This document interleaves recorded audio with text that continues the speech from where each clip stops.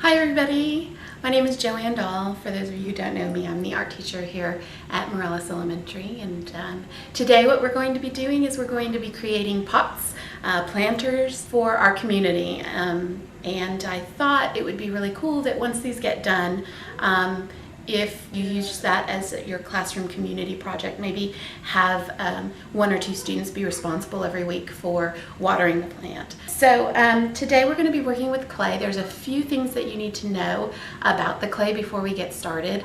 The first thing is, if you make a pot and you don't like it, you don't want to smash it back together and then start working over it again. And the reason is it creates air bubbles. And if you remember from science class, when air heats up, it expands. And if there's air bubbles inside the clay and there's nowhere for the air to go, then the piece explodes. And not only will it ruin your piece, but it might also ruin the persons next to you who are in the kiln. So if you need some help, I'll be happy to re-wedge the clay for you so that there's no air bubbles. The other thing you need to know is your piece, your final piece, or all of the pieces that you put together, you need to make it about the thickness of your pinky. Any thicker and it's going to take forever to dry, any thinner and it might collapse in on itself. So that's a good rule of thumb that I tell the kids, is that you want it to be about the thickness of a pinky. We're going to be going over several types of ways to put clay together, and I'll be talking to you about that as I'm showing you. So I'm going to do some creative editing here and we'll get started.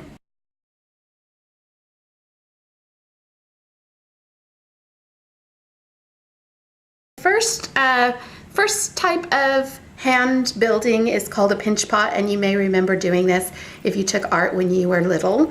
But basically what you do is you roll up the clay into a ball, and you take your thumb and you literally push it down into the clay. You want to go almost down to where you're going to poke through. Again, think about the thickness of your pinky, and then all you're basically going to do is pinch. Now this is going to be really small, only because I'm not using that much clay, being that this is just a demonstration. You can see that I'm just pinching and pinching and pinching. And again, I'm thinking about the thickness of a pinky, and you just keep going. So there is the first step, and there's my finished pot. And if you decide to do this, don't forget that you do want to poke a little hole, maybe with a pencil, down the center of your pot.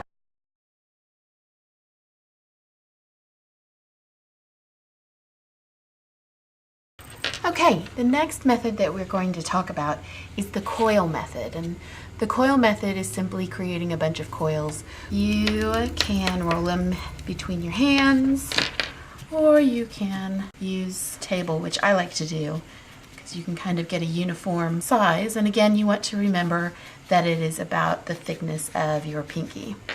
So the first thing you want to do with the coil method is you literally want to just roll up the clay. This is going to be the base of your pot. We're going to do something small, and there's the base.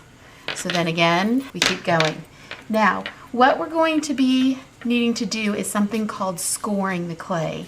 Anytime you attach clay to clay, you have to do this scoring. What it is basically taking a tool, a sharp tool, and scuffing up the surface of where you're going to put the clay, and also scoring or scuffing up the surface of the piece that you're going to be laying down. Try not to make it nice and pretty little lines. It just doesn't work. You want to get the clay to connect to itself, and by creating those indentions, it kind of gives the clay a way to connect to each other. And when it dries together instead of drying separately. And you just basically keep going up. As soon as you get to this point, you need to score again, and you can keep going and you do want to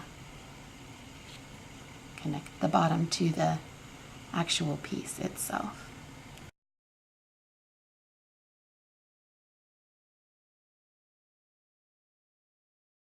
So with the slab method, you have a slab of clay, and you can come up with any kind of shape that you want. You can do an octagonal piece, you can do a rectangular piece, which I think is what I'm going to do. So I'm just going to take my pencil. I wish my piece is actually a little too thick. So I take my clay piece, and I'm going to score together, and I want to use my finger or the clay tool to connect the clay so you no longer see that seam on the outside and on the inside.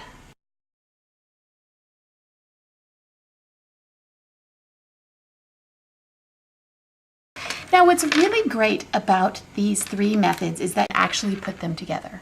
So you can have a pinch pot, and let's say you're not happy with the size or maybe the shape of it, you can come in and score and then add some actual coils and make it grow up some more or maybe out.